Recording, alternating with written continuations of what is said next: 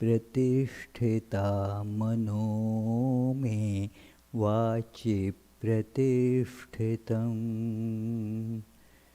आविराविर्म एधि वेदस्य आणीस्थ श्रुतं मे मा प्रहासीः अनेनाधीतेनाहोरात्रान् सन्दधामि ऋतं वदिष्यामि सत्यं वदिष्यामि तन्मामवतु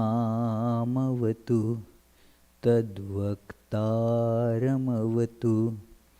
अवतु माम् अवतु वक्तारमवतु वक्तारम् ॐ शान्ति शान्ति शान्तिः Om. May my speech be firmly established in my mind. May the mind too be firmly established in my speech. May there be perfect correspondence between my thoughts, words, and actions. O self-effulgent Lord, be revealed in my consciousness. May the truths of the scriptures shine forth in my life.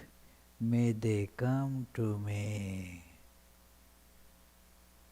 May not what I learn from them ever forsake me. Let me live my life day and night according to their teachings. I shall speak what is appropriate. I shall speak the truth. May that protect me. May that protect the teacher. Om, peace, peace, peace.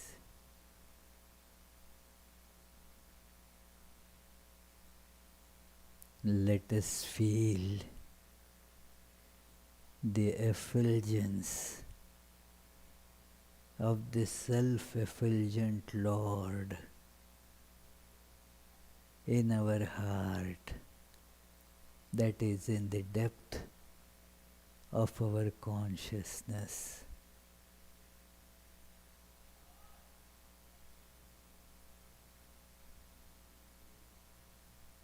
Let us feel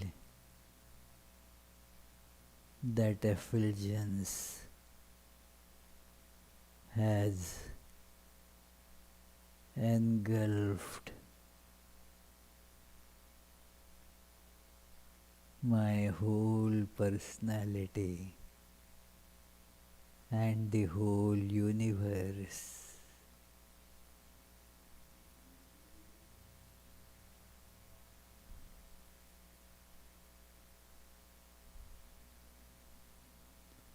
All is the limitless, infinite,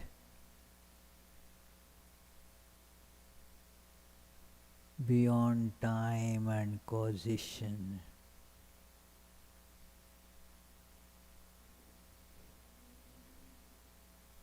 The ocean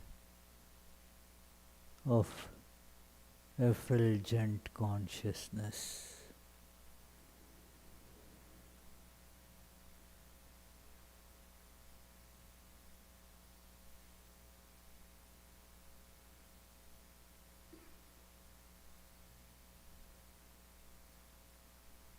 It is one without second.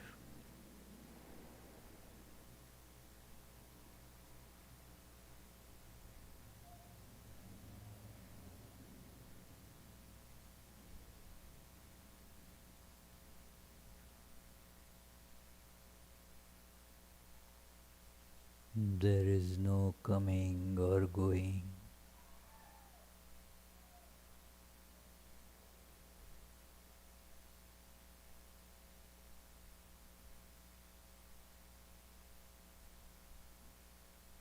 There is no change.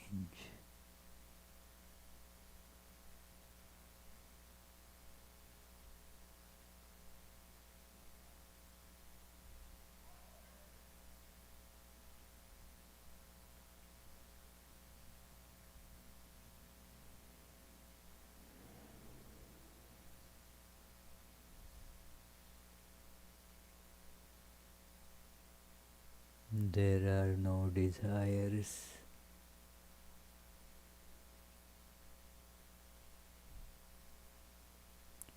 For all is this one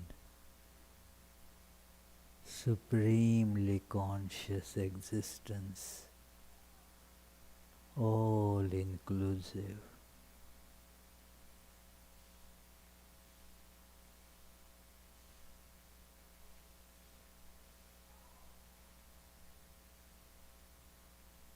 It is all supreme peace.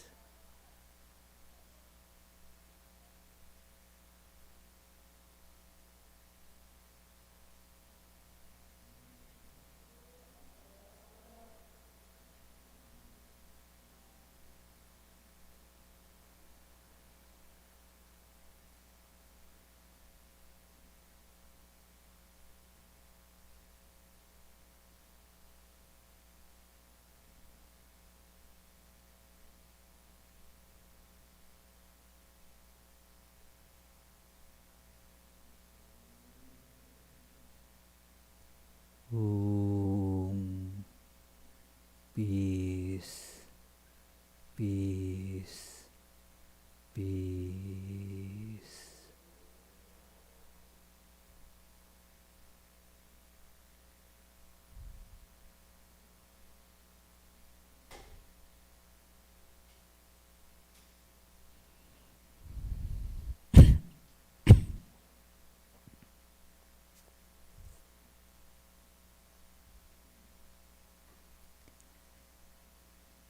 So, dear friends, let us begin today's study of this very special biography of Sri Ramakrishna,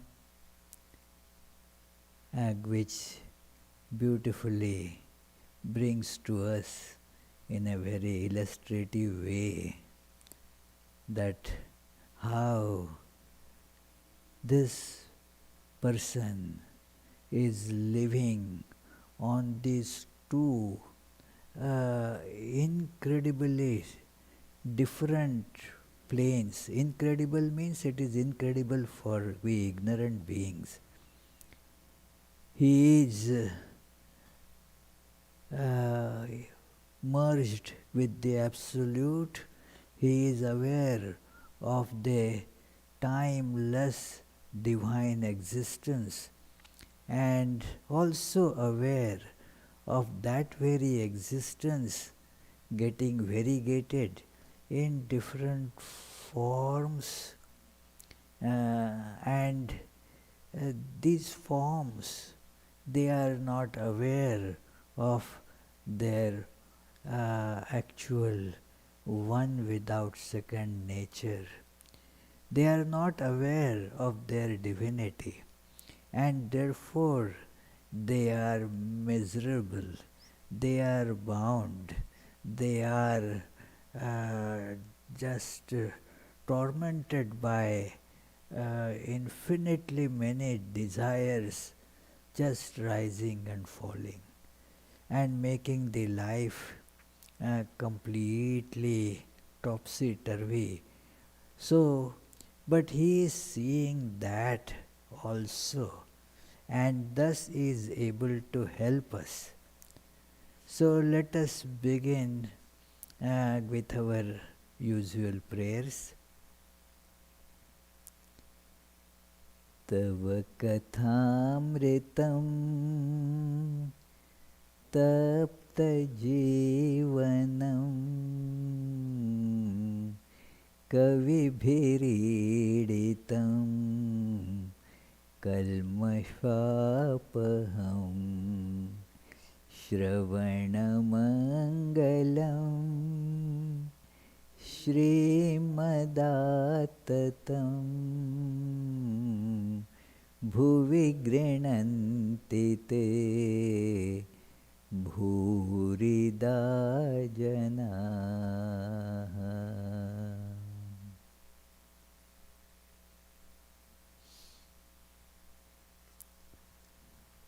We were reading the volume of teachership of Sri Ramakrishna. Sri Ramakrishna in this divine play as in the role of teacher, which is actually his main role. The whole advent of the God in human form is to teach humanity. So that is the limitation of humanity. We are able to learn from human beings. Even our various imaginations and concepts of God, they are somehow anthropomorphic. They have to be. Our brain is like that, and therefore our gods, right, any religion you can take, are anthropomorphic imaginations, and our God is also somewhat like a human being. The pictures that you see in the olden times, and now also similar such pictures are given by the various Christian denominations, Christian churches.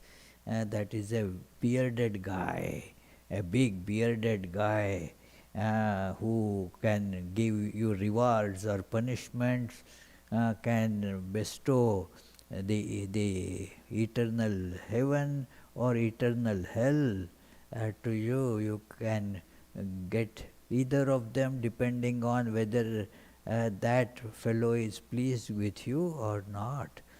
So that is an anthropomorphic idea. And what I want to say here is, so to teach us, God also has to take a human form so that we can accept those teachings.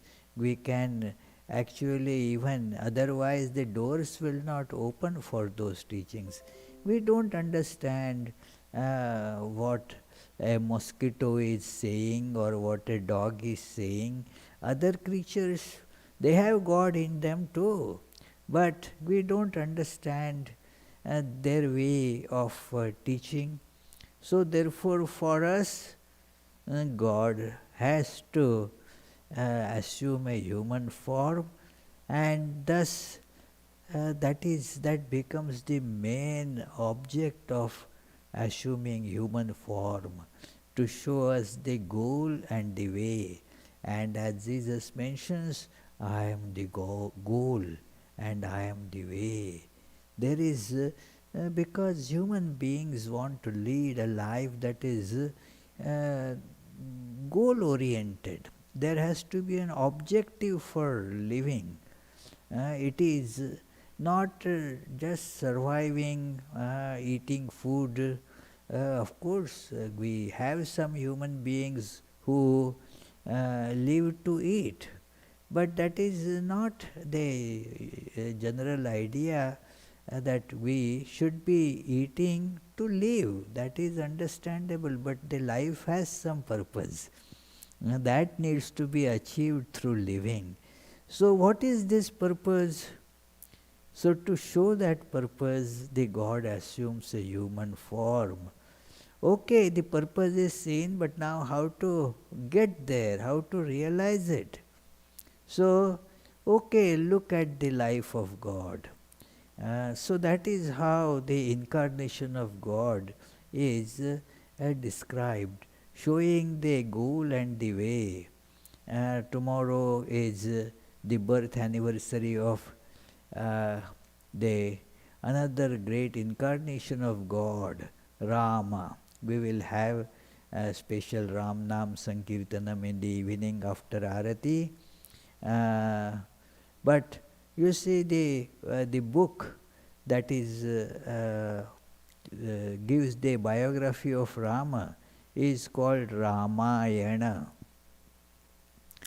Ramayana, that Rama and Ayana means the path, how Rama walked, how was on what path Rama went, so that we can follow that path, the path on which Rama walked.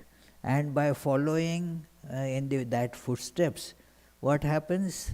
If say Richard is going somewhere and I started following in his footsteps, what will happen? I will get where Richard gets, isn't it?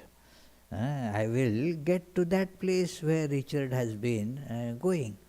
So, now if we follow in the footsteps of Rama, what will happen?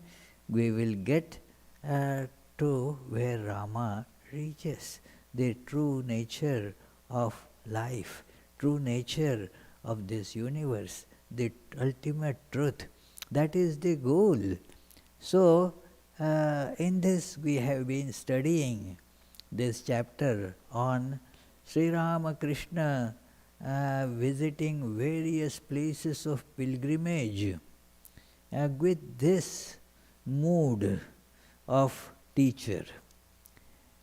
He is a teacher, but teacher doesn't mean like, okay, he sits in a classroom, he is giving a lecture, not like that. Wherever he is, with whomsoever he is, that teachership just spontaneously expresses itself. Like the fragrance just comes out and reaches people without making a special effort. So also his teachership would just spontaneously manifest and reach us. So, and we have seen the purpose of his going to pilgrimage places, so that to intensify the holiness existing there. We saw that how the places become holy because of some holy association, some great sage or incarnation of God lived there, and thus that place becomes holy. Like you see where Rama was born, so Ayodhya, that place becomes considered very holy, and people go for pilgrimage there. It is in the this Abrahamic religions dominated world. You see people go to what is called Holy Land. The same idea that the prophets like Jesus, they lived there, they were born in Nazareth, so you go and see that place. So all these things make that association with the divine personality makes a place holy.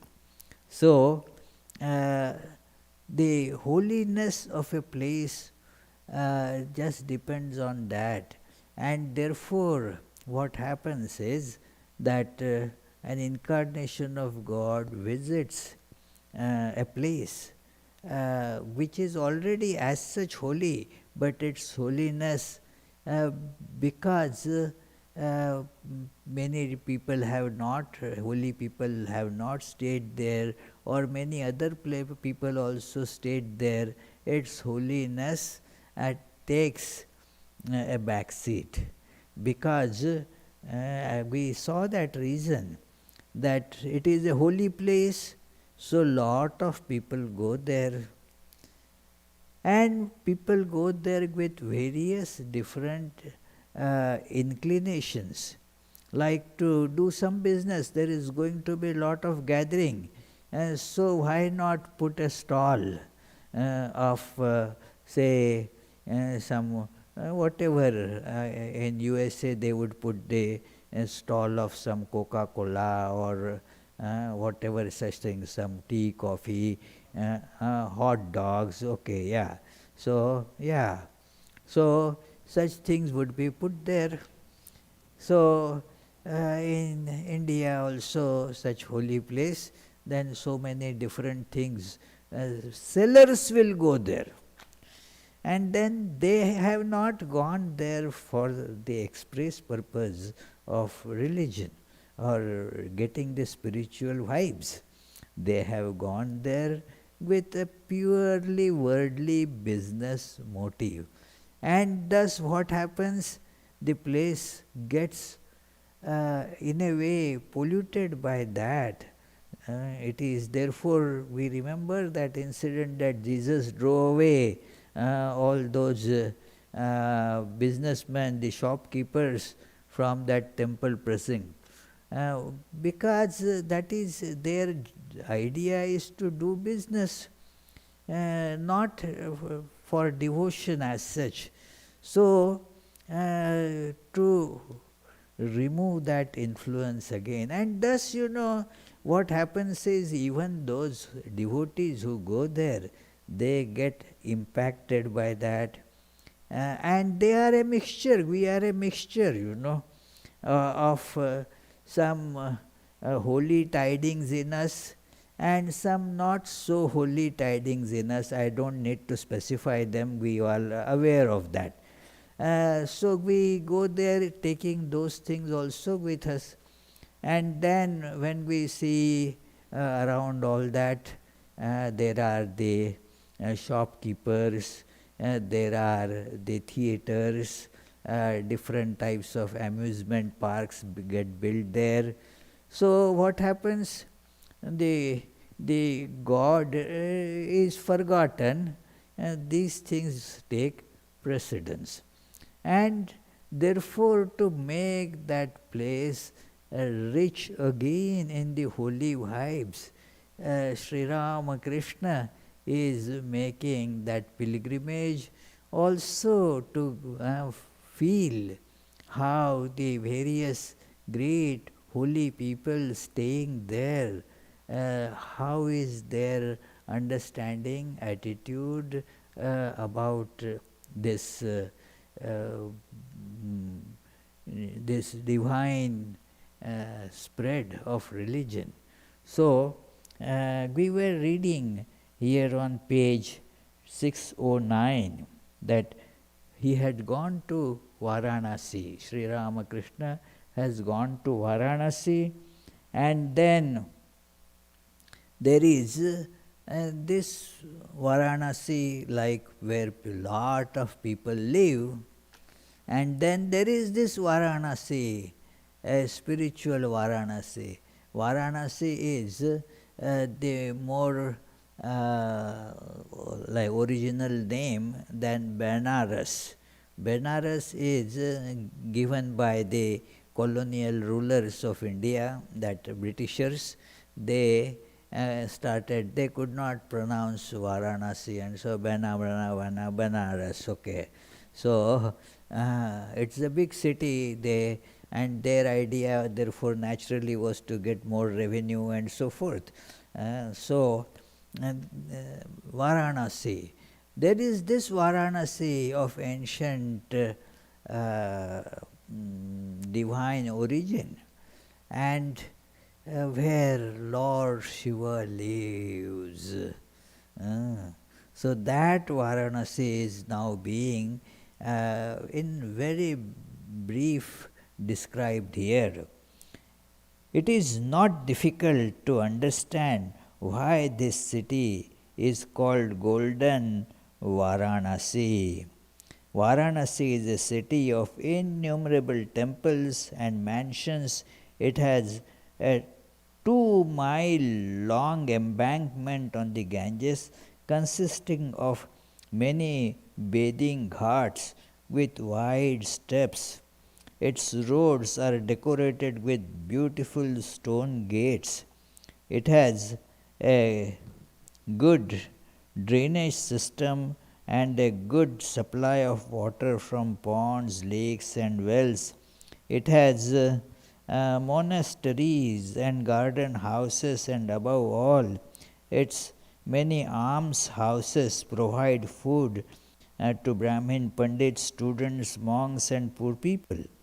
After seeing all this, who would deny that this magnificent city of Shiva was constructed in ancient times by people from all parts of India who spent their fortunes on it? There is a big book. Uh, it is many books have been written on this Varanasi. One is by a Harvard religion scholar. What is her name? Diana Eck. She has written a book, City of Gods. Then there is another a bigger volume written by one of our Swamis, Swami Medhasananda. So about the whole that origins of Varanasi, the development, and so forth, the whole total history. So one thing is that it is not very clear when the city actually got built, who built, and so there are different historical versions associated with it. But anyway, it dates back thousands of years. So,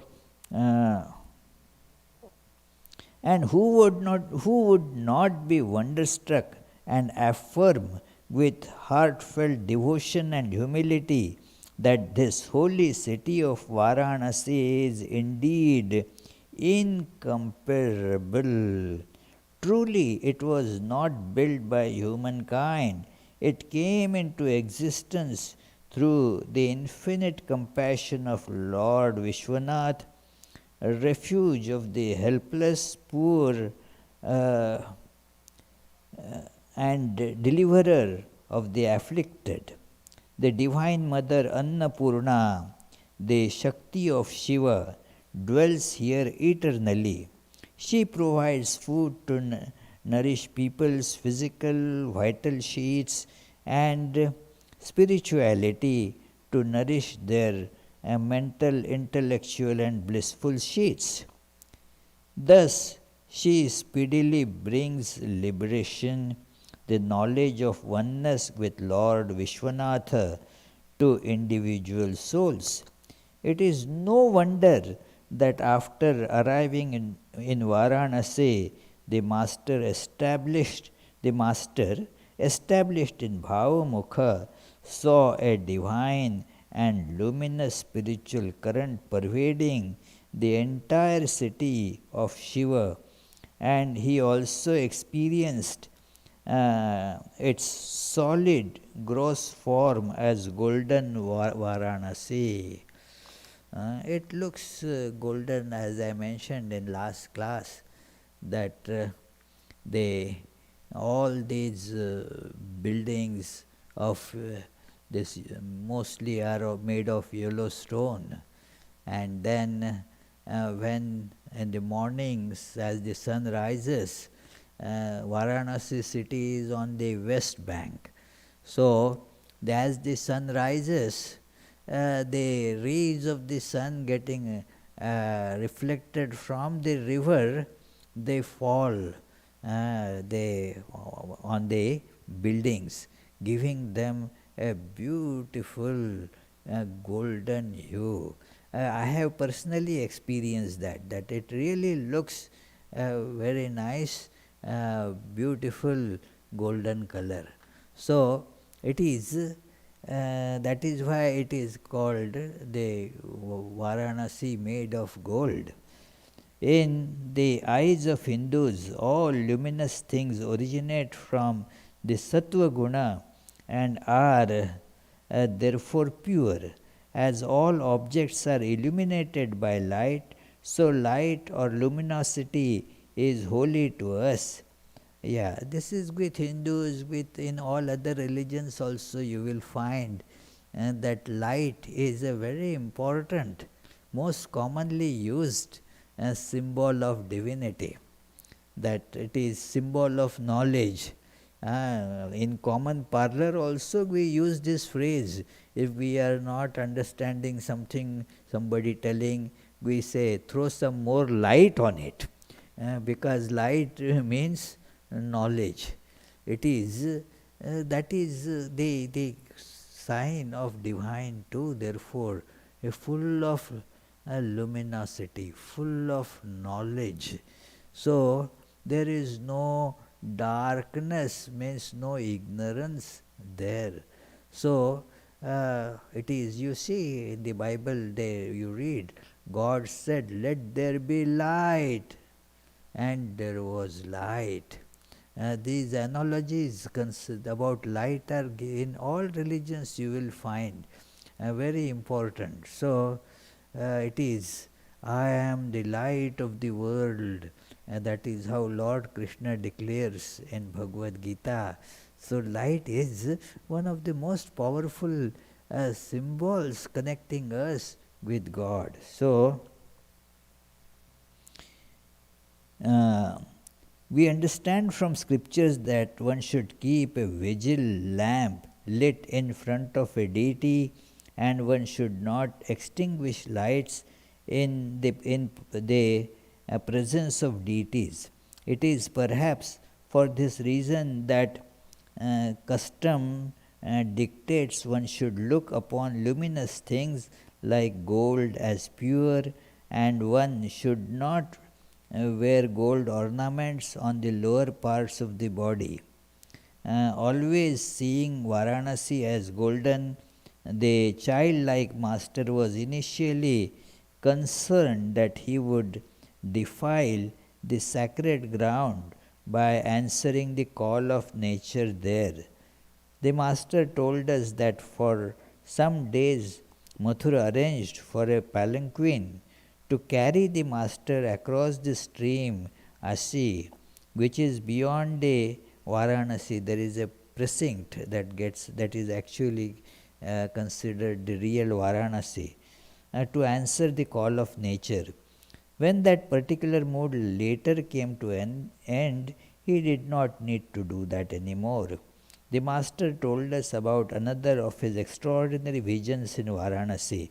Many people take a boat trip to visit 5 holy spots in Varanasi, Manikarnika and other places nearby that lie along the banks of Ganges. One day, Mathur took the master on this boat trip. The main cremation ground of Varanasi is near Manikarnika. When Mathur's boat approached the Manikarnika Ghat, the air of the cremation ground was full of smoke because many bodies were being cremated on the funeral pyres. The master's face expressed ecstatic joy at the sight, and the hairs of his body stiffened. He emerged from the covered part of the boat and walked over to the bow, where he went into samadhi. Mathur's guide and the boatmen all ran to catch him lest he fall into the water, but they did not need to do anything. The master remained standing, calm and motionless, with a wonderful smile on his face. The whole place appeared to be serene and holy. Mathur and Hriday stood protectively nearby, but did not touch the master. In astonishment, the boatmen gazed at this extraordinary figure. When the master's ecstasy came to an end some time later, everyone disembarked at Manikarnika Ghat, had their baths, performed rituals, and then returned to the boat to continue their journey.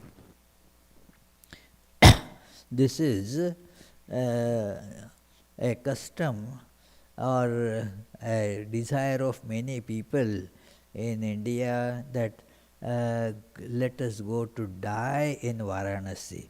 That is a place where people go to die, the only place of pilgrimage where people make it a point that to go there and die there. Because it is considered that if you die there, then you will get liberated. Whatever may be your condition, but if you die in Varanasi, you will get liberated. We will talk about it later, but that is a belief. The master then described his vision to Mathur and the others. I saw a tall white figure with tawny matted hair steadily approach each funeral pyre in turn, carefully raise each individual soul from its cast off body and whisper into its ear. Naturally, this is the subtle body ear, the gross body ear is gone, but that soul's ear, they whisper into the ear a particular name of Brahman that liberates a soul. Seated on the opposite side of the pyre, the all-powerful Divine Mother Kali united the gross, subtle and causal knots of bondage created by each individual soul, thus sending the soul to the Absolute by opening the gate of liberation. This was his vision. This was what he saw. That how the liberation takes place in Varanasi. This Lord Shiva, he in the ear gives this mantra which denotes the true nature of each. We are ignorant of that, but that sound, as it were, kindles that awareness. We remember as it were, yes, I am that, but then still is tied with so many knots of the world. I am so and so, I was such and such, I went after these such things. All of these create impressions in us which keep on binding us by propelling further reactions from it. That is how the reactions come to our life. A desire is there that, okay, let me go and watch a movie. So you go there, and then if you like the movie, then there is a pleasant experience about it. You come back, but that, the experience is not over. It gets into subtle form, remains as an impression, like a seed to rise up again. So you felt happy, but then afterwards that happiness went away. So, but the bondage remained, that seed remained, that kept on propelling you to go to another movie, and then it becomes habit. Then you are not satisfied with that, so you develop some such similar habits, and thus one gets very quickly lost. One becomes a terribly complicated bundle of desires.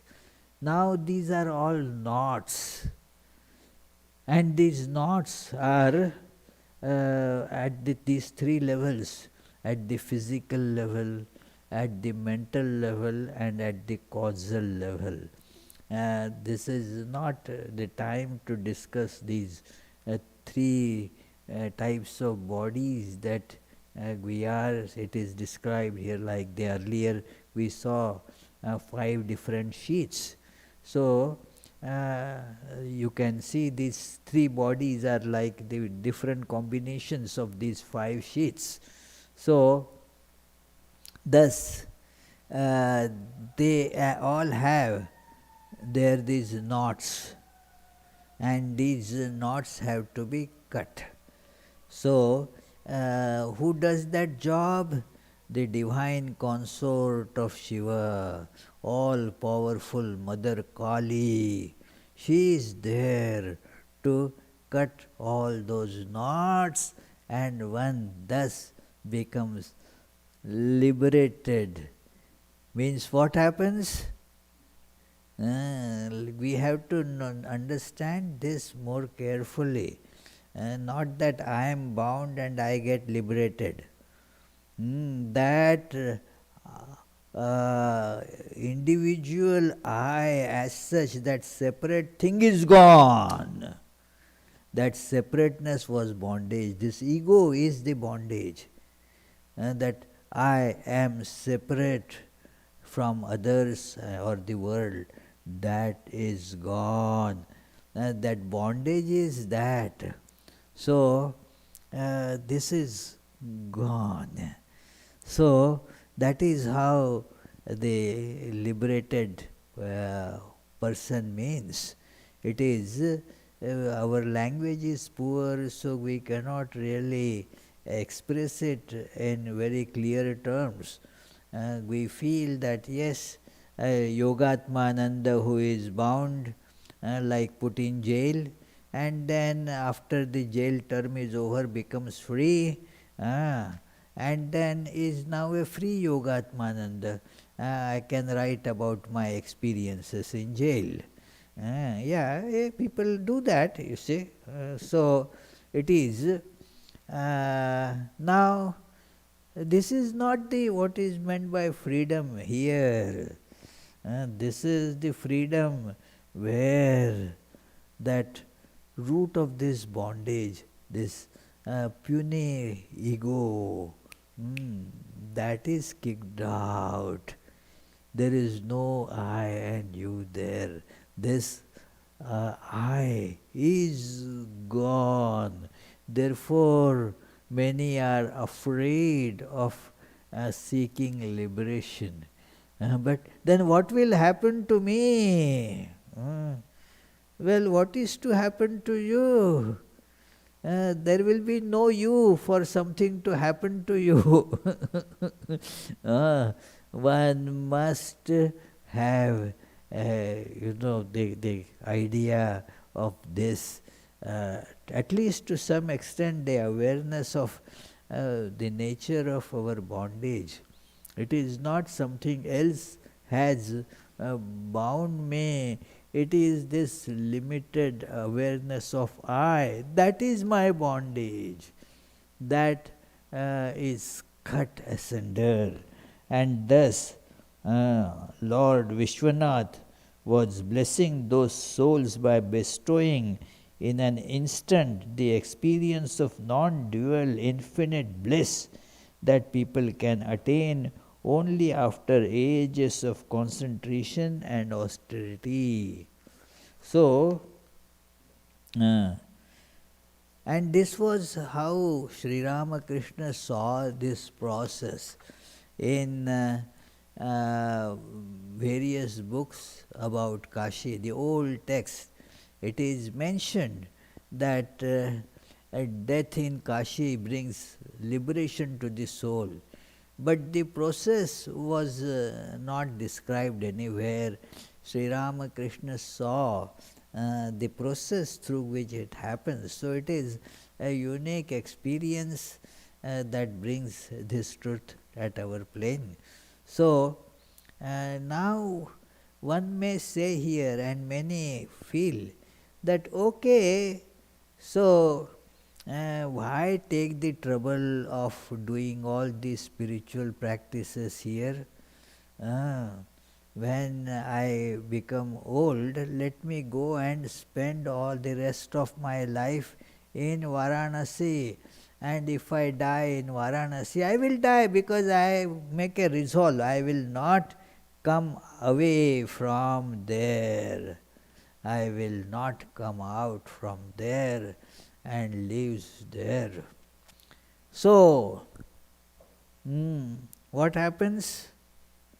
One may think that that would be the best way to get liberated, but people do not die easily. It is only those who are so fortunate they die. Others, they don't die there. And there is a short movie, something titled Varanasi Express. A man, a very nice man, was diagnosed with last stages of cancer. So he was a very rich man, so he donated everything and then decided to go and live in Varanasi and finish his life staying there. So he went there, there are the various details and all, but what happened was his cancer somehow subsided. He became healthy. He was told maybe a month or so and you will die. He stayed in Varanasi for a few months or so and was not dying there. And so his mind changes. He decided now let him go back to this that busy city of Mumbai, where he had his house and all children and everybody. So he went there, and then doing something, he in Mumbai he got under a speeding car and died there, you see. So you never know where you will die, you see. It is the death. One says that, okay, I am not going to die so quickly. I have a lot more years to live. And so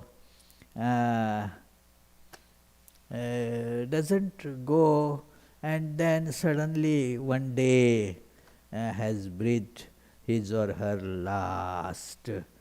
It is there are examples amongst our Swamis also, that it is that Swami went there to Varanasi and then was living there awaiting death, but then the death was not coming. So just decided that there was at another center in a nearby city, most probably Lucknow if I remember right, and then he went there just for a couple of days, but then died there. So you never know that how the death will catch a person. And so if you die within that precinct, then it is you will get liberation.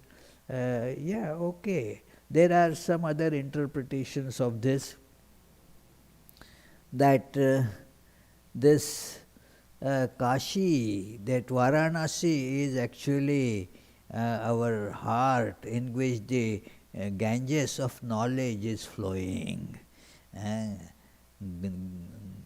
Ganges of knowledge is flowing in that Varanasi. And so when you stay there in that deep consciousness and get merged with that Shiva in your heart, then you attain liberation right there. That is the meaning of dying in Varanasi. So anyway, so this is the description, and this is a vision of Sri Ramakrishna. During his stay in Varanasi, the master visited Trailanga Swami and other famous holy men. He was pleased with Trailanga Swami and told us many stories about him. He said, I found in him the living manifestation of Vishwanatha. Varanasi was sanctified and made vibrant by his presence. He was in an exalted state of knowledge. He had no body consciousness. The sand there gets so hot in the sun that no one can walk on it, but he lay on it comfortably. I cooked rice pudding and brought it with me to feed him. At that time, he couldn't speak to me because he had taken a vow of silence. So I asked him by signs whether God was one or many. He replied in the same manner, indicating that God is known to be one when a person enters into the state of samadhi. But as long as there is any consciousness of I, you, Jiva, and the world, God is perceived as many. I pointed to him and told Hriday, in him you see the conditions of a true knower of Brahman. In some other book, there is some biographical sketch of this Trailanga Swami, very interesting. He came, from South India, what is called a Telangana province, and then he came to Varanasi. He lived for a long time. Some say he lived for 300 years. So he used to tell these stories of very old times. So people gave credence to that he lived 300 years or whatever. Yeah. So there is a biographical sketch of Trailanga Swami. So after staying for some days in Varanasi, the master accompanied Mathur to Vrindavan. We heard that when he saw the image of Banka Bihari, the Krishna, that it is Banke Bihari means he is bent, because of the holding the flute and in a dancing posture. So it is bent. So he is called Banke Bihari. So he was so overwhelmed with ecstasy that he ran to embrace him. In the evening, when he saw the cowherd boys crossing the Jamuna to return from the pastures with their cows, he beheld amongst them the cowherd Krishna, dark like a rain cloud, with a peacock feather in his hair. He was then beside himself with feelings of devotion. The master visited Nidhuban, Govardhan, and some of the important places in Vraja, which he liked better than Vrindavan. He experienced intense love in these places and enjoyed the visions of Krishna and Radha, the queen of Vraja. We heard that while they were visiting Govardhan and other places, Mathur arranged a palanquin for the master. On one side, within it, he spread a cloth and covered it with heaps of rupees and coins, so that the master could give them away to the poor and make donations to the temples. But during the journey he was so overwhelmed with love and devotion that he could not touch the money to distribute it. Having no alternative, the master pulled back the corner of the cloth and scattered the coins amongst the poor in those places. In Vraja, the master saw many Vaishnava monks absorbed in japa and meditation in their small thatched huts. So he saw these meditating monks there. Many things of importance have been narrated here, that he was charmed by Govardhan hill, covered with fruits and flowers, by the deer and peacocks who moved freely and fearlessly in the forest, by the monks and hermits who passed their days in constant contemplation of God, and by simple inhabitants of Raja who were guileless and respectful. So, it is, he also visited, as mentioned here, to Ganga Mata, one very pious spiritual aspirant or spiritually illumined person staying there. So, Ganga Mata was then about 60 years old.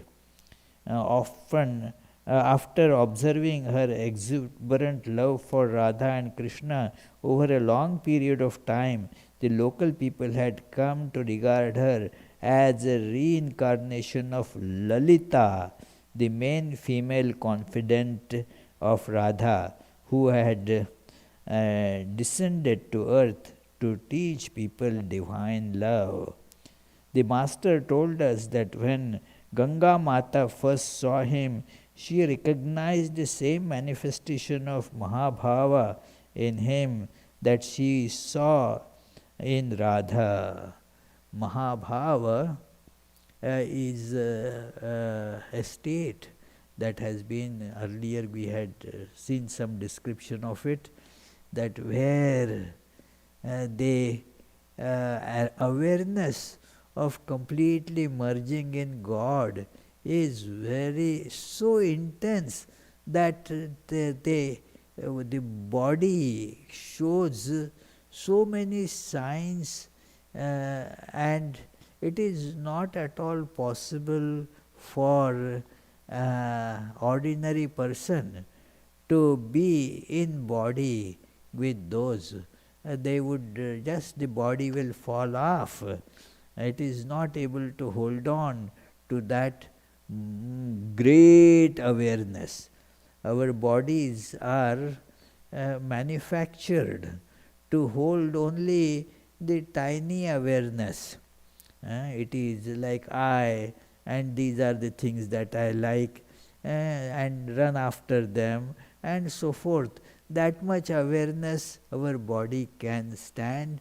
Our brain network cannot support more than that.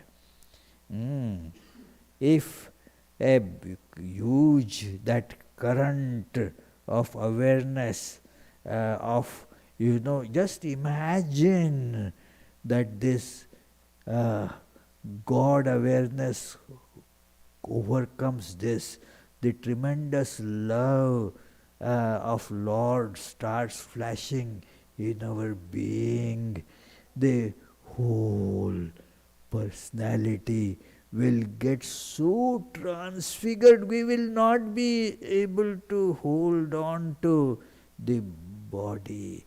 It is only very, very rarely privileged beings who could do that, like Sri Ramakrishna, Chaitanya Mahaprabhu, Radha, and such, they had the special brain network, very powerful, which could hold that awareness, Mahabhava. It's difficult to translate this word exactly, but it is, Sri Ramakrishna had that, and Ganga Mata saw that. So anyway, we shall discuss some of those things in our next class. It is this Vrindavan episode is that he did not want to he would that I forgot everything when I went to Vraja. I thought that I would never return to Dakshineshwar. But after a few days I remembered my mother and I realized that she would suffer and grieve for me. Who would look after her and serve her in her advanced age? When this thought arose in my mind, I could no longer stay there. Now this is a strange thing. One may naturally have this doubt that when he was beyond all body awareness, why did he think of his earthly mother and serving her and going back therefore to Dakshineshwar? This is because that body of Sri Ramakrishna had this purpose of teaching so many people, and so had to go for continuing that next act of his human incarnation. So this became an excuse, a pretext to go there. So anyway, we shall try to discuss those very touching, beautiful things in our next class. So we shall think of it for a few seconds, and then if you have any questions, please ask them or put them in the chat.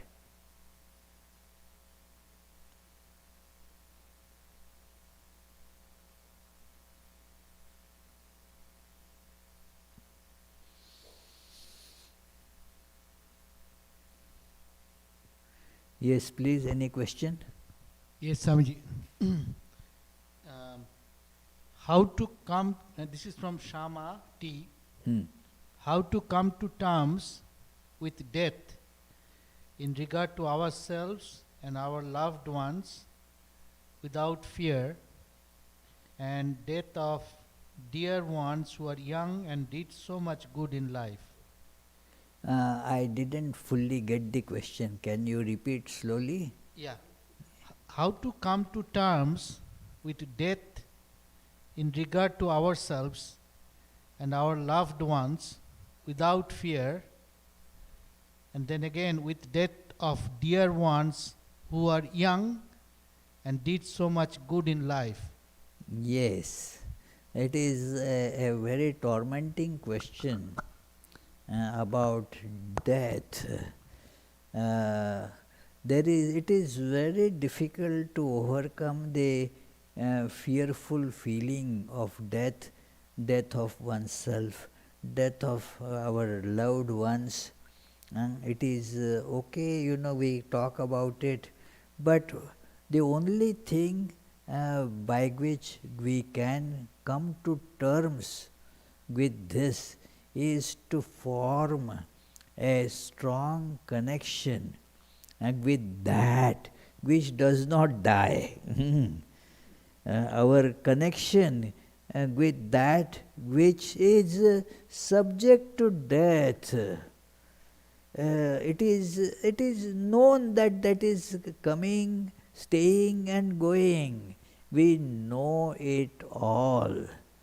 And yet we don't like it. We feel scared of it because our true nature doesn't have death. This is to be remembered, that thus when we get connected to our true divine nature, which is beyond death, then we see this without any perturbance as such. We take it very calmly. And I am convinced of that by seeing so many such examples that such deaths would have otherwise upset the people tormented them, everything in the life would have been thrown haywire in most ordinary people. But because these people, they had this very strong connection with that which is not subject to death.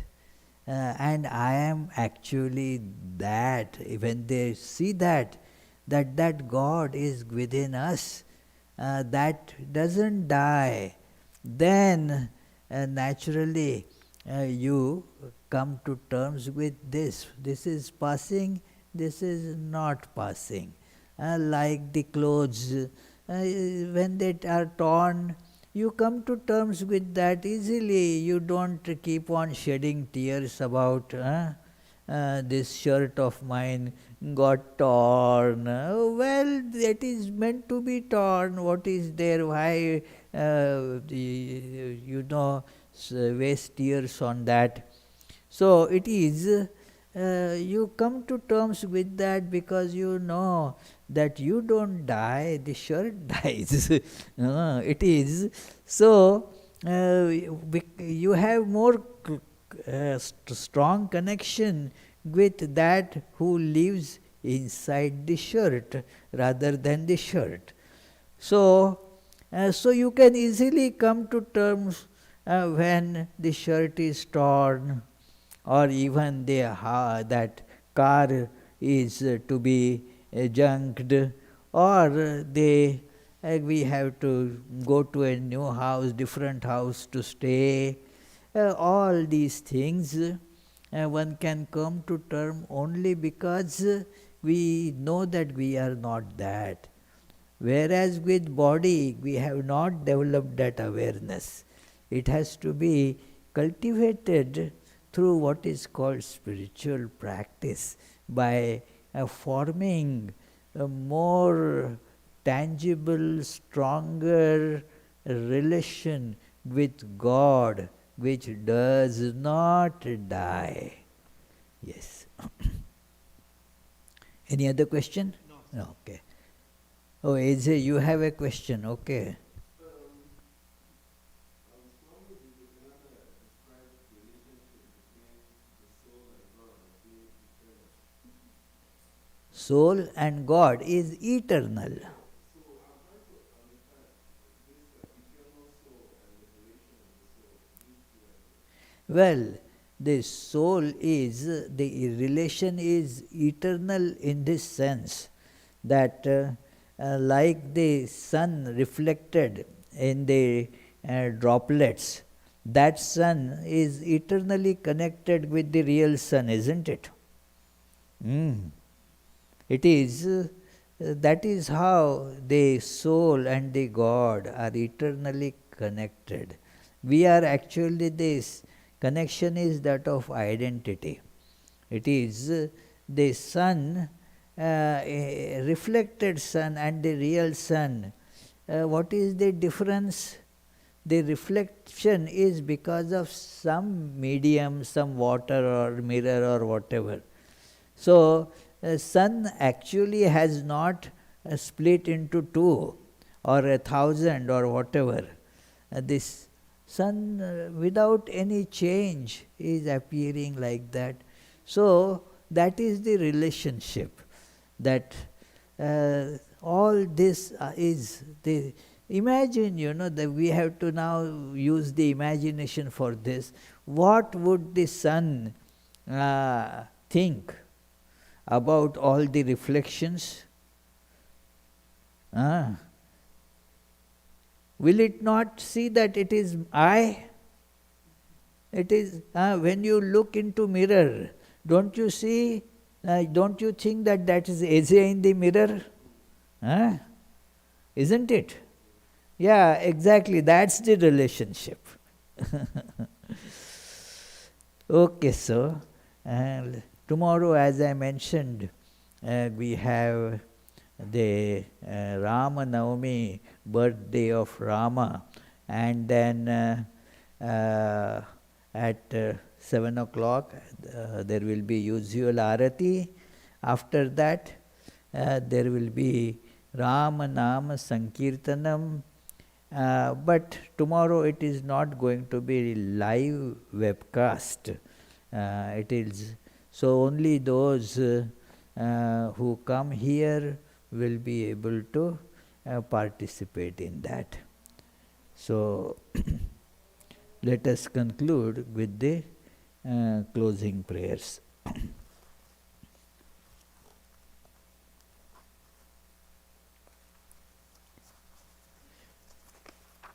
We will have Ramnam Sankirtan on Sunday also.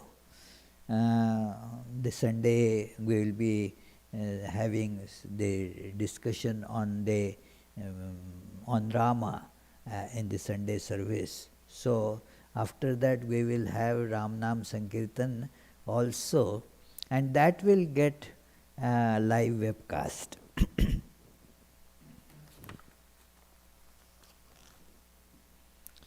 May the Divine, who is Father in heaven of the Christians, Holy One of the Jewish faith, Allah of the Muslims, Buddha of the Buddhists, Tao of the Taoists, Great Spirit of the Native Americans, Ahur Mazda of the Zoroastrians, and Brahman of the Hindus, lead us from the unreal to the real, from darkness to light, from death to immortality.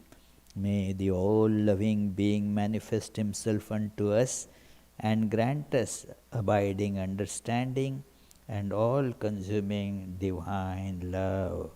Peace, peace, peace be unto all.